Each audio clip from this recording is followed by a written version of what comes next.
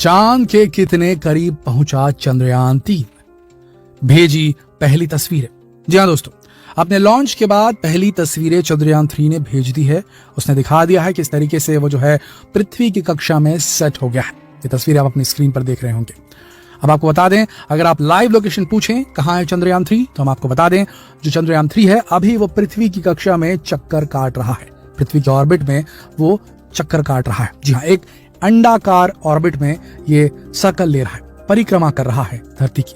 और धीरे धीरे करके इसरो के जो साइंटिस्ट हैं वो इस ऑर्बिट को, जिस ऑर्बिट में चंद्रयान-3 अभी परिक्रमा कर रहा है धरती की, उस ऑर्बिट के रेडियस को लगातार बढ़ाते रहेंगे इसरो के साइंटिस्ट। और 4-5 बार में ये जो रेडियस है इतना लंबा हो जाएगा, इतना बड़ा हो जाएगा। ये अंडाकार जो ऑर्बिट है, जिस ऑर्बिट में ये जो चंद्रयान-3 है वो परिक्रमा लगा रहा है धरती की, वो इतना बड़ा हो जाएगा कि इसका जो दूरस्थ इलाका रहेगा, जिसे पेरिजी कहा जाता है, ये जो ऑर्बिट है इसका, जो अर्थ से लेकर के चंद्रयान तक एक सीधी लाइन खींची जाए, जो सबसे दूरस्थ रहता है उसको एपोजी कहते हैं। और जो सबसे पास ऑर्बिट, जब ऑर्बिट में घूमता है तो ऑर्बिट का जो सबसे नजदीकी निकट स्थान जो रहता है धरती से, उसे पेरिजी कहा जाता है। तो जब एपोजी को लगातार ये बढ़ाते रहेंगे तो एक गुलेल वाला इफेक्ट पैदा होता है। जैसे हम गुलेल हवा में ऐसे ऐसे घुमाते हैं जोर जोर से, गोल गोल हवा में, उसके बाद तेज गति से फेंकते हैं। चक्कर घुमाए, रस्सी में पत्थर फंसाया, जोर से गोल गोल घुमाया, उसके बाद तेज तरीके से फेंका। तो उसी तरीके से इसमें एक स्पीड ला रहे हैं इसरो वाले जो हैं चंद्रयान-3 पे। और ये अपने ऑर्बिट में घूमते घूमते घूमते जब 1 लाख किलोमीटर दूर इसकी एपोजी हो जाएगी, यानी कि इसके अंडाकार ऑर्बिट का जो सबसे दूरस्थ इलाका है वो एपोजी जो है वो 1 लाख किलोमीटर धरती से हो जाएगी, तब ये उसे रिलीज करेंगे और वहां से ये लूनर ट्रेजेक्टरी की तरफ चला जाएगा। यानी कि इसका डायरेक्शन जो है वो अर्थ के ऑर्बिट से हटकर सीधा लूनर ट्रेजेक्टरी में चला जाएगा, यानी कि चंद्रमा के रास्ते पर चला जाएगा, चंद्रमा के पाथवे पर चढ़ जाएगा। और बताया जा रहा है कि ये जो किया जाएगा, ये जो ट्रेजेक्टरी दी जाएगी वो इसी महीने की 31 जुलाई को दिया जाएगा। अभी जो ऑर्बिट कर रहा है ये चंद्रयान-3, वो धरती से इसकी जो एपोजी है वो 42,000 किलोमीटर दूर ये चक्कर काट रहा है।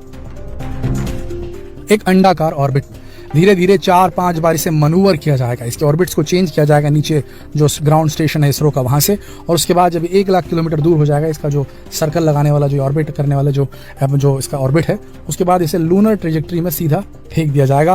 और उसके बाद लूनर ट्रेजेक्टरी में आगे बढ़ते हुए 17 अगस्त की तारीख, और जब इस लूनर ट्रेजेक्टरी में चला जाएगा तो 5 अगस्त वो तारीख होगी जब ये लूनर ऑर्बिट में पहुंच जाएगा। यानी कि ये फिर उसके बाद ये चंद्रमा की परिक्रमा लगाने लगेगा चंद्रयान-3 5 अगस्त को। और उसके बाद 17 अगस्त वो तारीख होगी जब इसे, जो आपका चंद्रयान-3 है, उसका प्रोपल्शन मॉड्यूल जो है वो एक्टिवेट हो जाएगा और धीरे धीरे आगे बढ़ने लगेगा और चंद्रमा के पास पहुंचने लगेगा। और उसके बाद फिर लैंडर को रिलीज किया जाएगा और 23-24 तारीख वो तारीख होंगी जो ऐतिहासिक होंगी इसरो के लिए और खुद चंद्रयान मिशन के लिए, जब चंद्रयान-3 जो है वो सॉफ्ट लैंडिंग अटेम्प्ट करेगा 23-24 अगस्त को चंद्रमा की धरती पर पृथ्वी से होते हुए। जी हाँ दोस्तों, एकदम बेहतरीन तरीके से इसे डिजाइन किया गया है इसरो के साइंटिस्ट के द्वारा।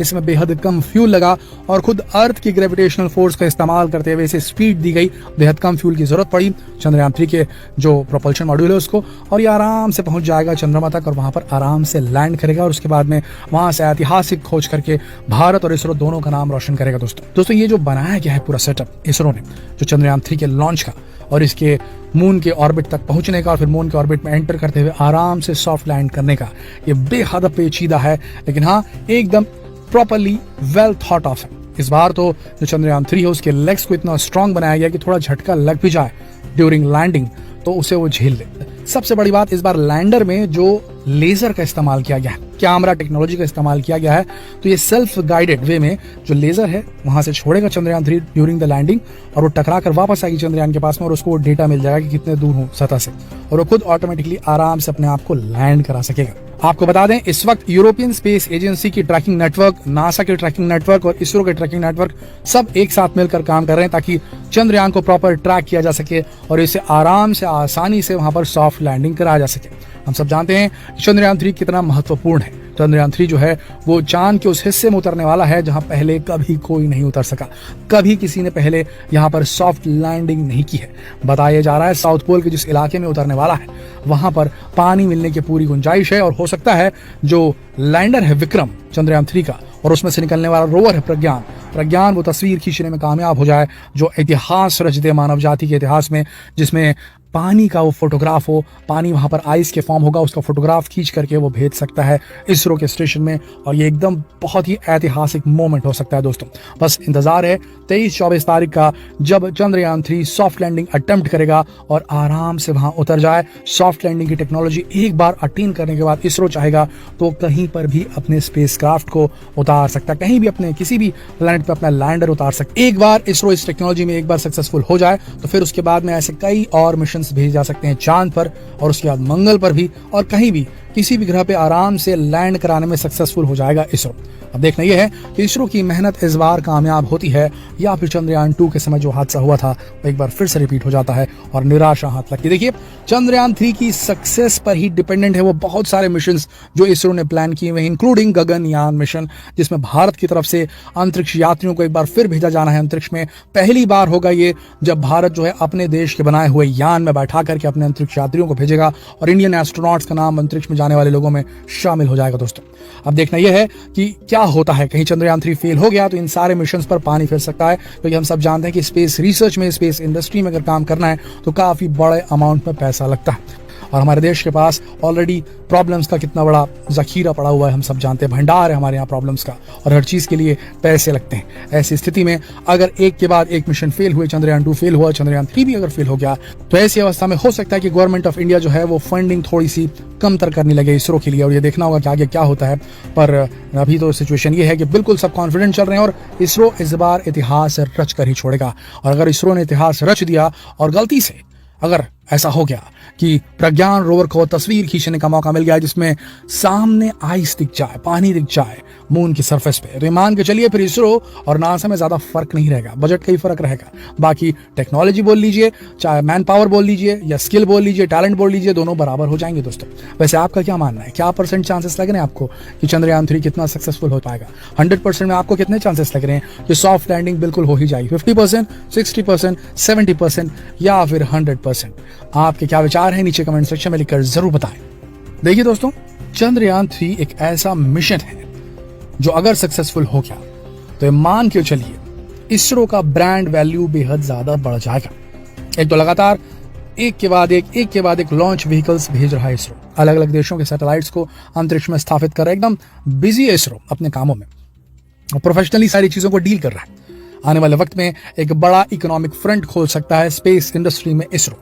ऑलरेडी इसरो एक बड़ा प्लेयर हो चुका है और चंद्रयान 3 की सफलता के बाद दुनिया में एक अलग ही नाम बन जाएगा इसरो का। और उसके बाद दुनिया भर की स्पेस एजेंसीज जो हैं, जो दूसरे स्टार्टअप्स के ऊपर billions and billions of dollars spend कर रही हैं, वो हो सकता है कि इसरो के ऊपर स्पेंड करना शुरू कर दे और इसे काम मिलना शुरू हो जाए। इसरो हो सकता है हमें डॉलर्स खींच करके इंटरनेशनल मार्केट से भारत के अंदर ले आए और जितनी भी लॉन्चिंग फैसिलिटीज है हमारे यहाँ पर उसका इस्तेमाल करने के लिए कतार लग जाए दूसरे देशों के स्पेस एजेंसीज की। और बिल्कुल बिल्कुल पक्का लग रहा है दोस्तों, ये हो सकता है, क्योंकि जिस हिसाब से इसरो ने अपना नाम बनाया है लॉन्च इंडस्ट्री में, सैटेलाइट लॉन्च इंडस्ट्री में, और इसका जो रिकॉर्ड है वो 100% रहा है।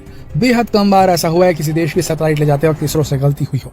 हर बार जब भी किसी दूसरे देश की थर्ड पार्टी सैटेलाइट हम लेकर जा रहे हैं, हमने सक्सेसफुली उसे ऑर्बिट में स्टेबलाइज किया है।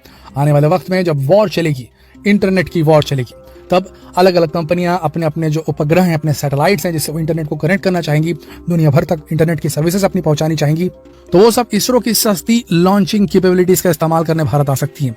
हाल ही में खबर आई थी कि वनवेब के बहुत सारे सैटेलाइट्स को इसरो ने लॉन्च किया है और ये होने के बाद पूरी दुनिया को ये एकदम कंफर्म हो गया कि इसरो के अंदर वो कैपेबिलिटी है। तो यहाँ से काफी ज्यादा बिजनेस, इंटरनेशनल कम्युनिटी से काफी ज्यादा बिजनेस जो है वो इसरो को मिल सकता है स्पेस इंडस्ट्री में।